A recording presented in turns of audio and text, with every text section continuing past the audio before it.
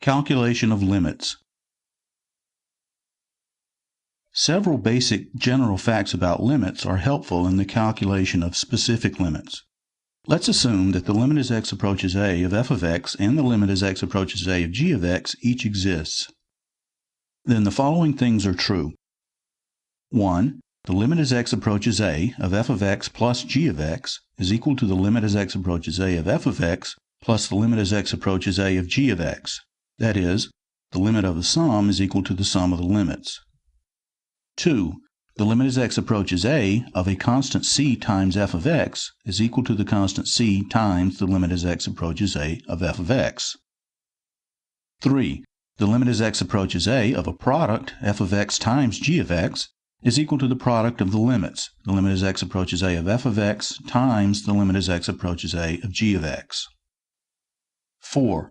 If the limit as x approaches a of g of x is not equal to 0, then the limit as x approaches a of the quotient f of x divided by g of x is equal to the quotient of the limits, the limit as x approaches a of f of x divided by the limit as x approaches a of g of x. 5. If the limit as x approaches a of f of x is not 0, while the limit as x approaches a of g of x is equal to 0, then the limit as x approaches a of f of x divided by g of x does not exist. This is because, while the numerator is approaching some number other than 0, the denominator is getting smaller and smaller, and so the quotient is simply getting larger and larger. 6. If the limit as x approaches a of f of x and the limit as x approaches a of g of x are both 0, then the limit as x approaches a of f of x divided by g of x may or may not exist. We'll soon see that this situation is where most of the interesting limit problems are. While these are stated in terms of the limit as x approaches a, they are also true for one-sided limits as x approaches a. That is, the limit as x approaches a from the left and the limit as x approaches a from the right. We have the following limits regarding two specific very simple functions. The limit as x approaches a of a constant function c is equal to c, and the limit as x approaches a of x is equal to a. Now let's look at an example involving a typical polynomial. The limit as x approaches 2 of 2x cubed plus 3x plus 5. We begin by using the fact that the limit of the sum is equal to the sum of the limits in order to calculate this limit term by term. Next, we use the second property on the previous page, which said that the limit of a constant times a function is equal to the constant times the limit of the function. This allows us to bring the coefficients of the polynomial outside the limit in the first two terms. Next, we use the fact that the limit of a product is equal to the product of the limits to write the limit as x approaches 2 of x cubed as the cube of the limit as x approaches 2 of x. So now we have our limit expressed in terms of limits of very simple functions, which we evaluate as follows. And after a bit of arithmetic, we arrive at 27. Now notice that the result is simply the value of the polynomial at x equals 2. In fact, this always happens with polynomials. That is, if p of x is a polynomial and a is any real number, then the limit as x approaches a of p of x is equal to p of a. That is, the limit as x approaches a is equal to the value at a. We refer to this as the continuity property of polynomials.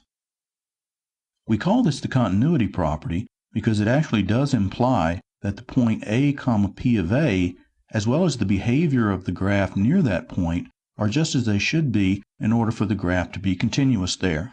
We'll have a lot more to say about continuity in general in a later lecture. Here's an example involving a rational function whose denominator does not approach 0. Let's look at the limit as x approaches 3 of 2x squared minus x plus 2 divided by x squared plus 1. Notice first that, as x approaches 3, the denominator will approach 9 plus 1, or 10, which is not 0. Therefore, we can attack this problem by taking the limit of the numerator and dividing by the limit of the denominator. Since those are polynomials, that's an easy thing to do. We simply have the value of the numerator at 3 divided by the value of the denominator at 3, and so the limit here ends up being 17 divided by 10. Again, notice the result is simply the value of the function at x equals 3. In fact, this always happens with rational functions provided that the denominator isn't 0. If p of x and q of x are polynomials, and q of a is not equal to 0, then the limit as x approaches a of p of x divided by q of x is equal to p of a divided by q of a, which is simply the value of the rational function at x equals a. This is similar to the continuity property that we just saw for polynomials. In fact, it's the same thing, so we have here the continuity property for rational functions as well. Limit equals value wherever the function is defined.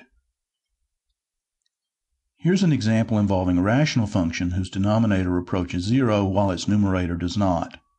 Let's look at the limit as x approaches 1 of 2x squared minus x plus 2 divided by x cubed minus 1. Let's think about what's happening when x is close to 1. When x is close to 1, the numerator is approximately 2 times 1 minus 1 plus 2, or 3. And when x is close to 1, the denominator is close to 0. So when x is close to 1, we're dividing something close to 3 by a very small number, which will produce a very large value. And the closer x is to 1, the larger those values will be. Therefore, the limit as x approaches 1 of this rational function does not exist. And this is all because the limit of the denominator is 0, while the limit of the numerator is not 0. Can we say something about one-sided limits here? Let's look at the limit as x approaches 1 from the left. If x is close to 1 and less than 1, then the numerator will be approximately equal to 3, and the denominator will be approximately equal to 0 and negative, because x cubed will be less than 1. Therefore, the function has negative values just to the left of 1. So we can conclude that the limit as x approaches 1 from the left is equal to minus infinity. Now let's think about the limit as x approaches 1 from the right.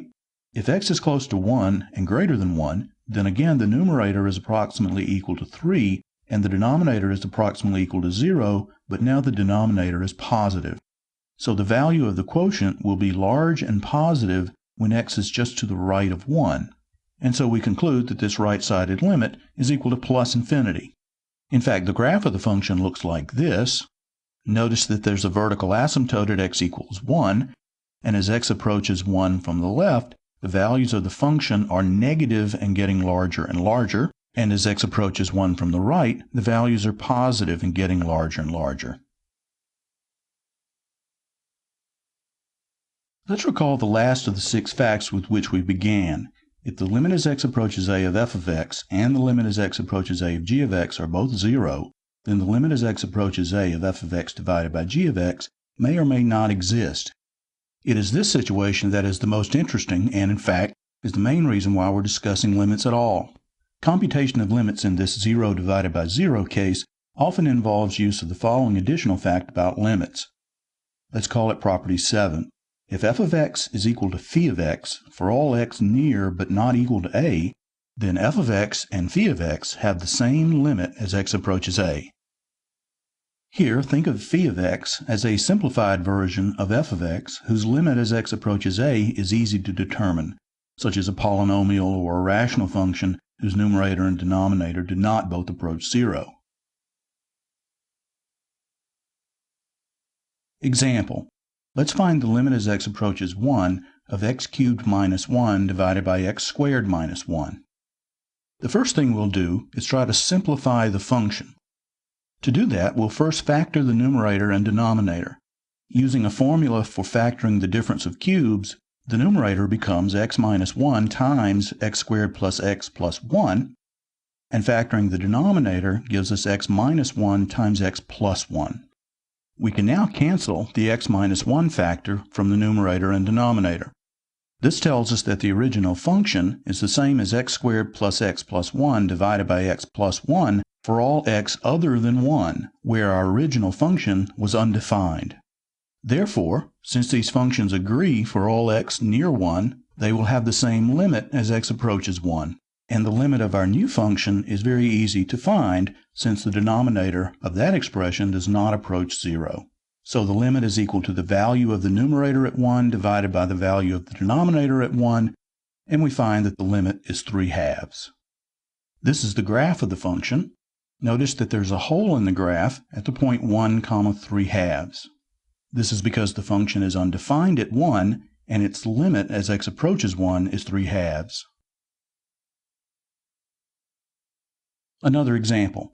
Let's find the limit as x approaches 0 of x plus 3 squared minus 9 divided by x. Again, we begin by simplifying. We expand the product in the numerator to obtain x squared plus 6x plus 9 minus 9 divided by x. Notice now that x is a factor of the numerator, so we can cancel the x and conclude that the original function agrees with x plus 6 for all x other than 0. Therefore, these functions have the same limit as x approaches 0. So now we can easily see that this limit is equal to 0 plus 6 equals 6. Here's the graph of the original function.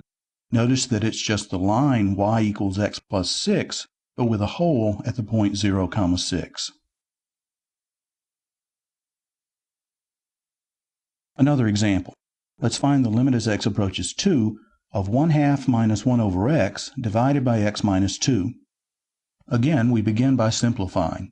Let's first multiply the numerator and denominator by 2x, which gives us x minus 2 in the numerator divided by 2x times x minus 2. So we can now cancel the x minus 2 factor, and we're left with 1 divided by 2x. So our original function agrees with 1 over 2x for all x other than 2. Therefore, these functions have the same limit as x approaches 2, and it's easy to see that the limit as x approaches 2 of 1 over 2x is 1/4. Now here's the graph of the original function. It's the same as the graph of y equals 1 over 2x, except with a hole at the point 2, 1/4.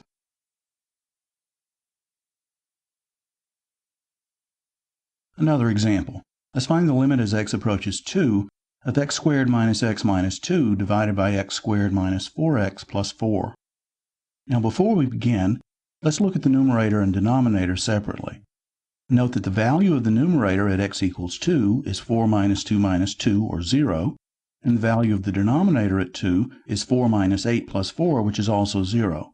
So this is yet another example where the numerator and denominator both approach 0. So let's simplify this function by factoring the numerator and denominator. We obtain x minus 2 times x plus 1 divided by x minus 2 squared.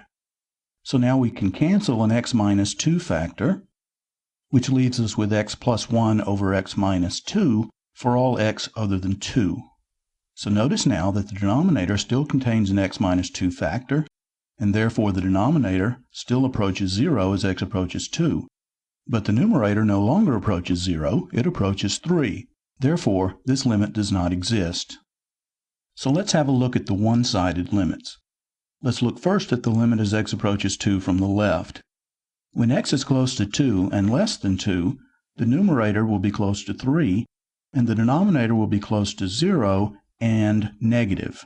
Therefore, the quotient is very large and negative, and so we see that the limit as x approaches 2 from the left is minus infinity. Now let's look at the right-sided limit as x approaches 2.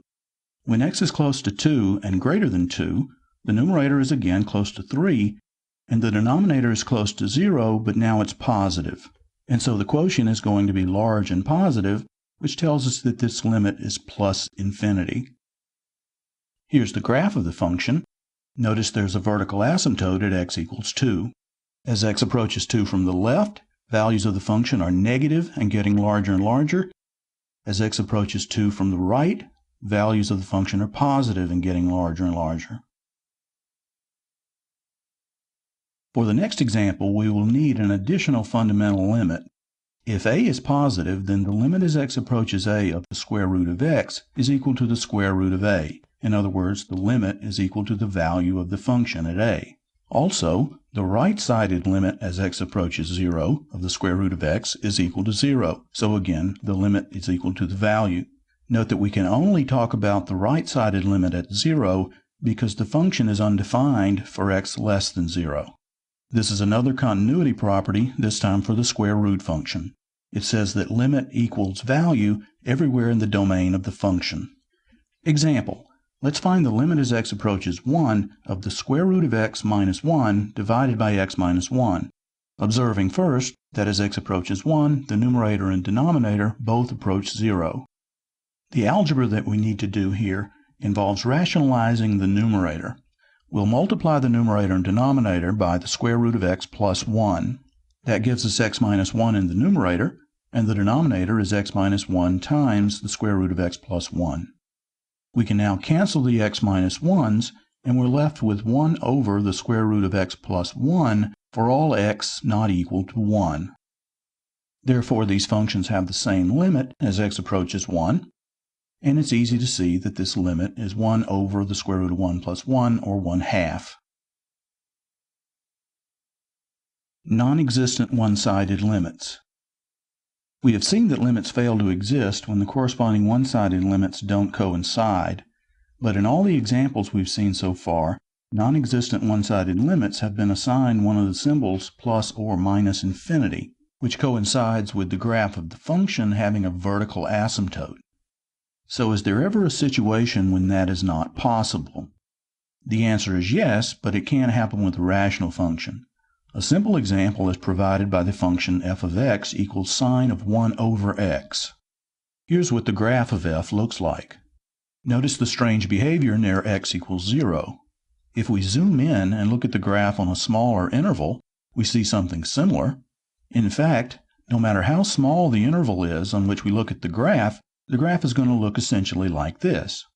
As x approaches 0 from either the left or the right, f of x oscillates between minus 1 and 1 infinitely often, thus neither one-sided limit at 0 can exist. Moreover, since the function values are bounded between minus 1 and 1, it makes no sense to say that either of the one-sided limits is plus or minus infinity.